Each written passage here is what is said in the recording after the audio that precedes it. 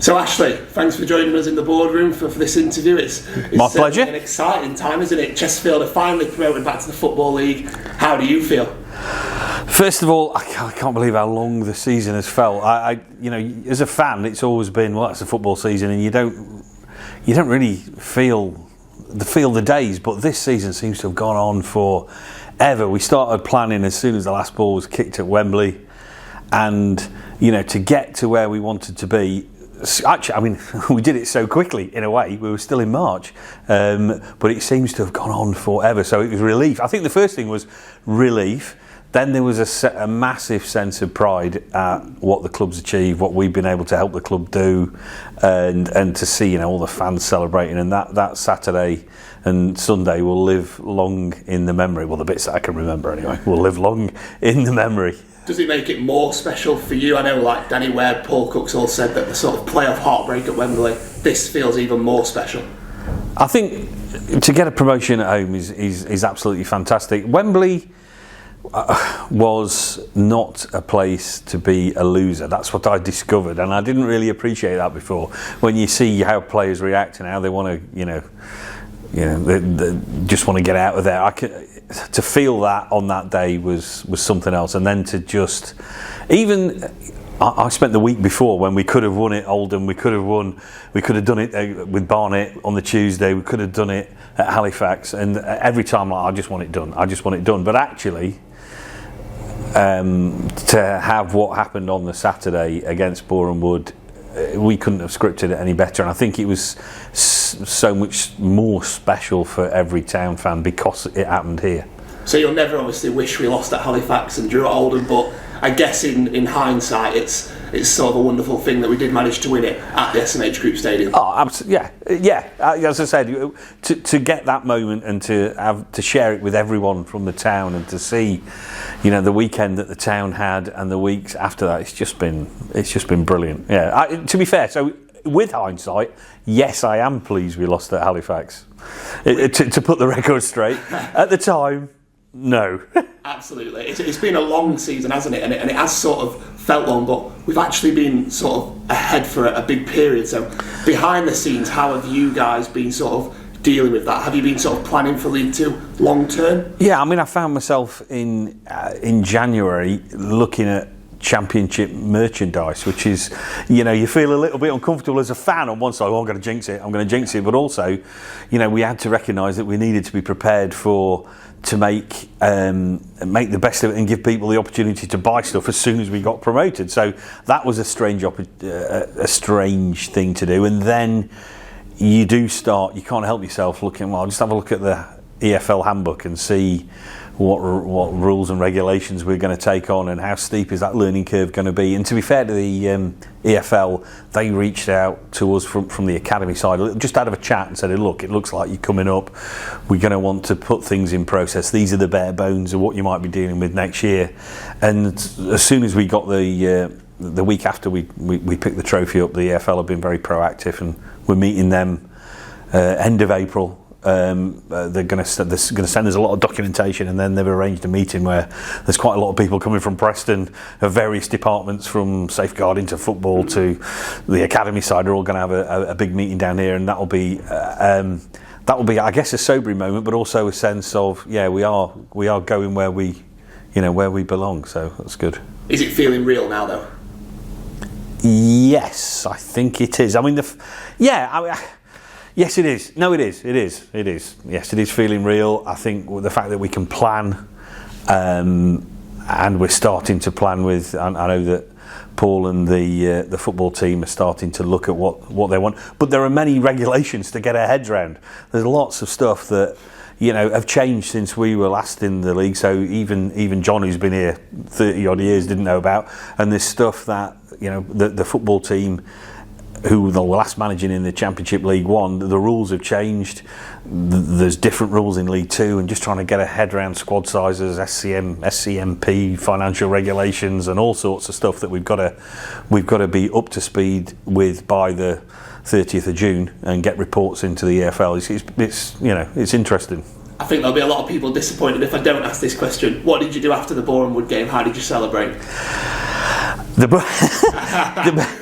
I was lucky enough to go into the 1866 where the players were with their families and just to celebrate with the staff of the football club, both playing and non-playing. We had a great time in the 1866 for a few hours post-game, and then the players headed off into Chesterfield, took the trophy with them. John, who sent the football secretary Chantal down to rescue the trophy, I at this stage was on my way to Peking and broke into John's office, took the trophy back down to Chesterfield and sort of rushing into Armstead's, waving the trophy and see this place that was rammed part like the Red Sea whilst I'm coming in. I think that's my highlight of the day. Absolutely. It must have been a real special moment to sort of go out and celebrate with sort of the team that have done it. It was. Half an hour later I was panicking because I couldn't see the trophy. I didn't know where it was. We couldn't move because there were so many people in there, but I did manage to rescue it and actually had breakfast with it the next day, so that was good. I can't blame you at all, actually. So, a couple of questions then. What's your favourite goal of this season? Oh, actually, there's been a few, hasn't there? Every last minute winner, and there's been a few of those. I think from a football perspective, something like the Crackers, Michael Jacobs against Barnet was a belter. I really enjoyed I'm trying to remember, James Berry scored in the second or third minute. Might have been I can't remember who it was against in the North, and that was because I've been involved in the signing of James. And it was such a great goal. That was another one as well. But I mean, there've been so many. I mean, Ollie scored, scream. I mean, I don't want to pick them all out. They've all been good, but those two sort of stand out a bit. Is there a standout home game then for you? Not including the Bournemouth games. I feel like that would be everybody's standout, wouldn't it? I think the second half against Barnet, and that was that was one. The Halifax game where it all kicked off and it was the chaos of football, and we managed to get a win, and the TV game where Coco scored and we won 3-2. We were 2-1 down, weren't we? He came from, I'm trying to remember who that was against anyway. I'm not very good at this sort of remembering teams. I kind of live in the moment with the football, but they're my particular standout moments. But the Barnet game was when I thought, hello, I think we're going to do it. And that was early December, wasn't it? Yeah. I think end of November, and I thought, we're better than these, and if they're the next best, we're okay. And then obviously the Barnet away was when I thought we've really done. That's when I pressed go on ordering all the merch. Well, we had a few hiccups afterwards, but absolutely. And I got the blame. It's like, you shouldn't have ordered it, you shouldn't have done it. But, What about a player that's impressed you the most? Is there one player particularly that sort of stood out for you personally?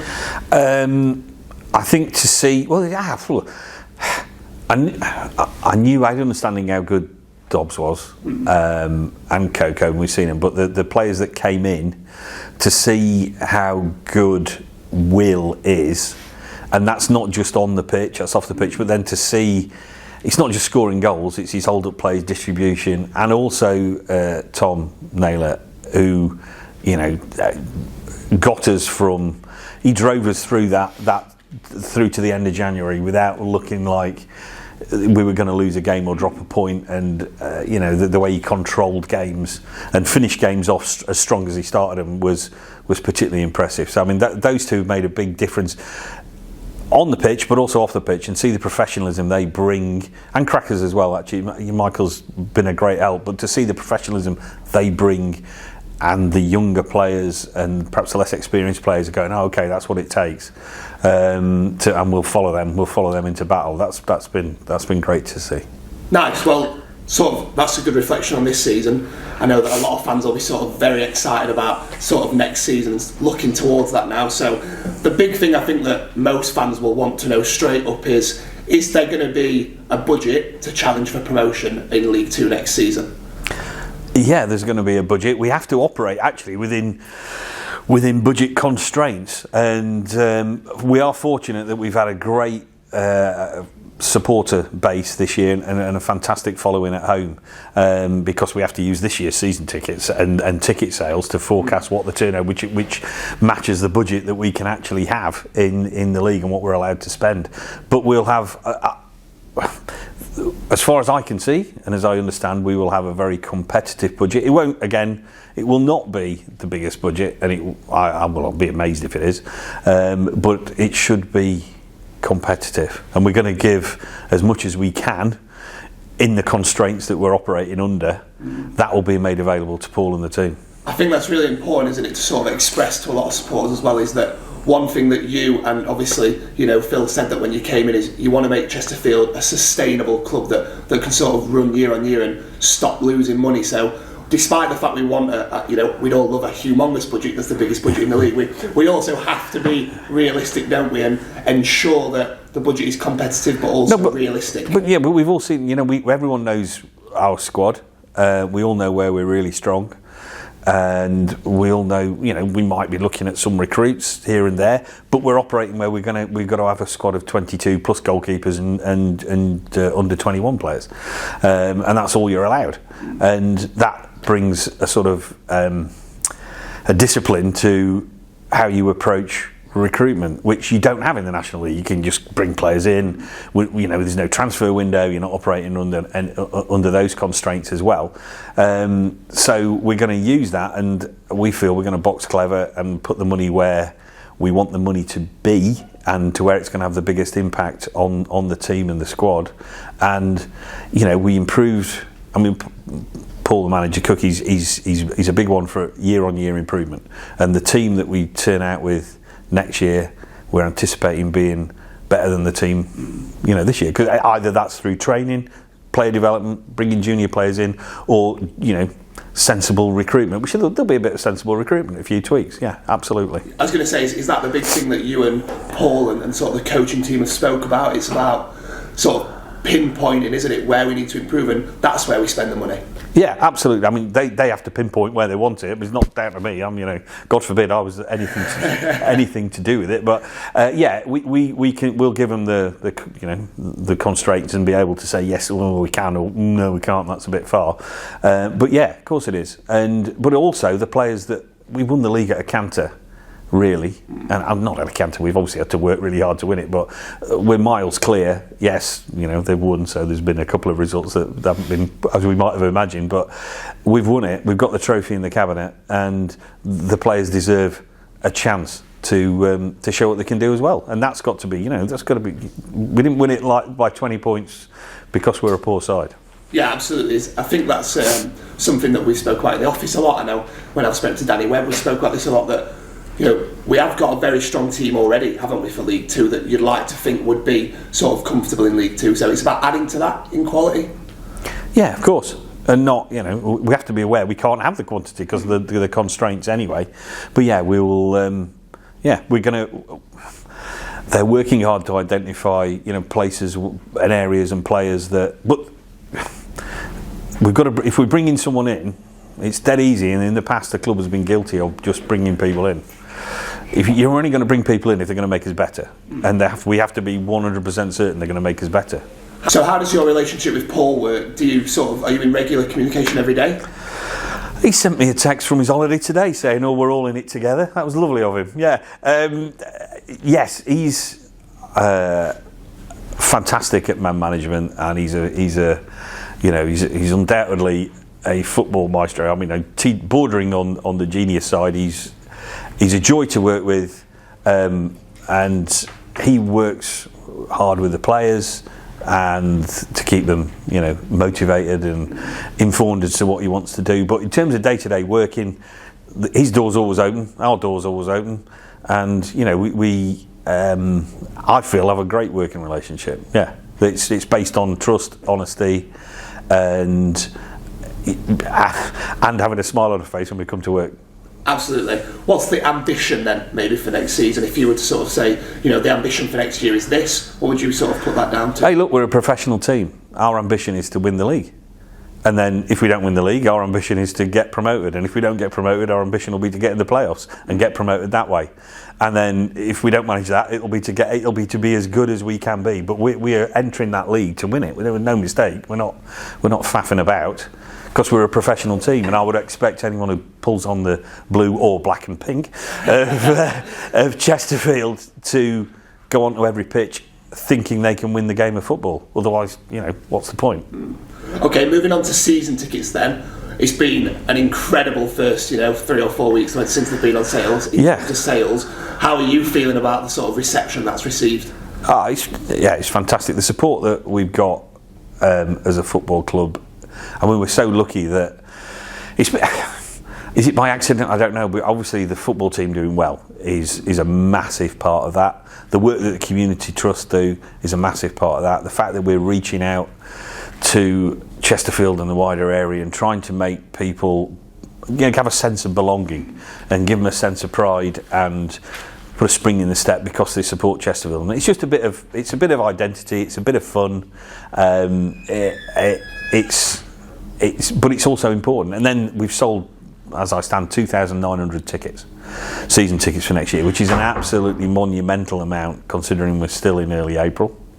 And we are aiming, my hope is we're going to do over 5,000, which would be unbelievable for a League Two side, let alone one that's just come out of the National League. 5,000 season tickets, obviously, there's no secret, that's the aim. If we were to reach that, would that be sort of one of your sort of main targets going into next season? Well, what it does is it helps us massively in terms of budgeting. We know the away fan numbers will be up, which is great.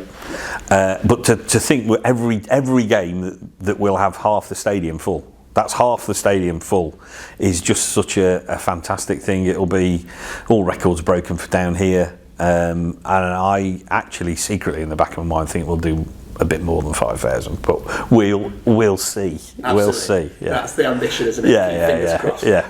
Where do you stand in terms of the sort of message now to support us? So obviously this sort of your great chance for you to sort of why should a supporter buy a season ticket? What's the sort of from you personally, why do you believe someone should buy a season ticket? There's a whole heap of reasons. One, it's the best value entertainment that you will have in a massive radius around here, because you're part of something that's bigger than you as an individual.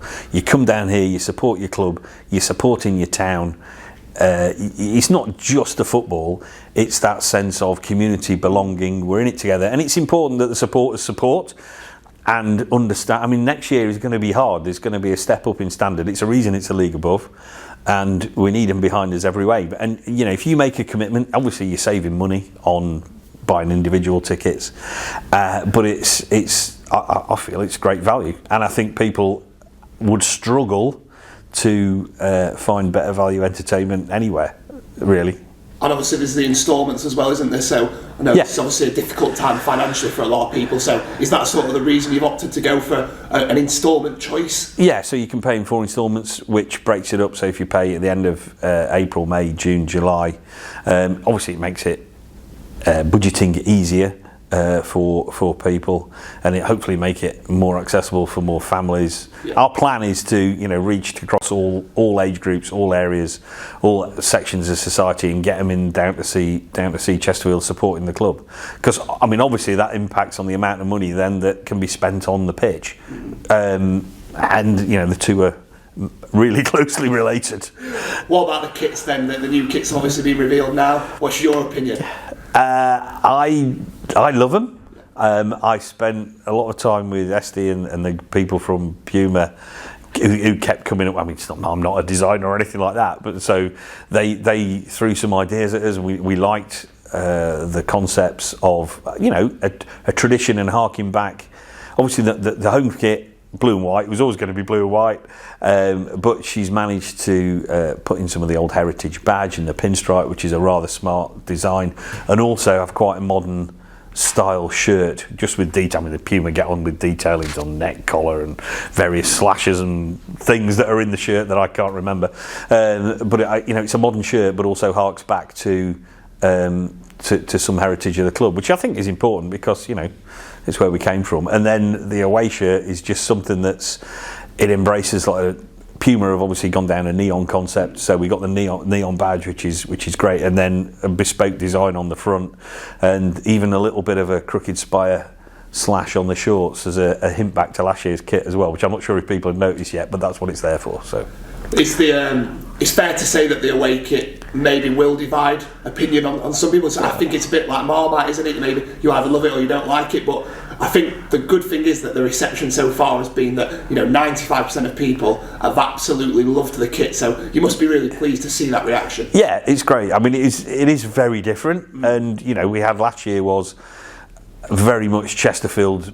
No one else could have had the kit. That was our spire on our kit for both kits, and we wanted to perhaps have a traditional and then more something that was out there. But football's about bringing people in and just getting people to notice you and think, oh, actually, what's going on there? That's interesting. And that kit certainly does that. The players will certainly be able to see each other on the pitch, which is the important thing as well. I was going to say, it might help the Tuesday night games. Yeah. Well, new floodlights come in, so that'll help them as well. Absolutely. What about the club shop? There's been sort of so much positivity around the club shop in the office, hasn't there? Like sales are sort of record sales. Is that right? Yeah, this year has blown sort of all records out of the water, and there was one day after we promoted. The week after we got promoted, there was one day where we took more in the club shop than we did in the entire of March last year, which just goes to show the support that the club gets from the fans, which is unbelievable.